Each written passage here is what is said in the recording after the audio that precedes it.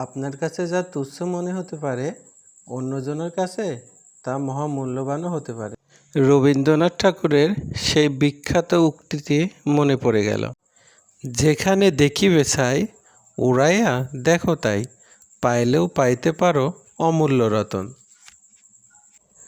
যদিও কথাটি রূপক অর্থেই ব্যবহৃত হয়, তবে এর অর্থ হচ্ছে আপাত দৃষ্টিতে একেবারেই গুরুত্বহীন কিছু মনে হলেও হয়তো তার মধ্যে গুরুত্বপূর্ণ কিছু লুকিয়ে আছে, যেটা আমাদের সবার অজানা।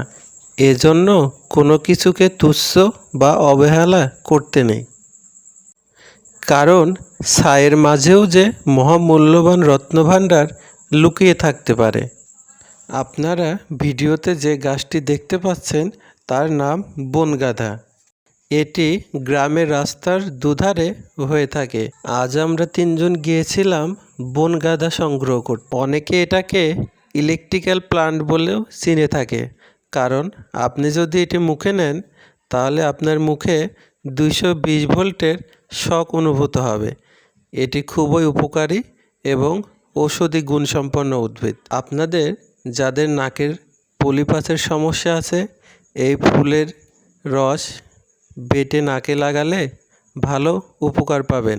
এছাড়াও এটা দাঁতের ব্যথা বা অন্যান্য যে কোনো ব্যথাতে অনেক ভালো কার্যকরী। এই ফুল ভেষজ বাজারে প্রায় 2000 টাকা কেজি বিক্রি হয়ে থাকে।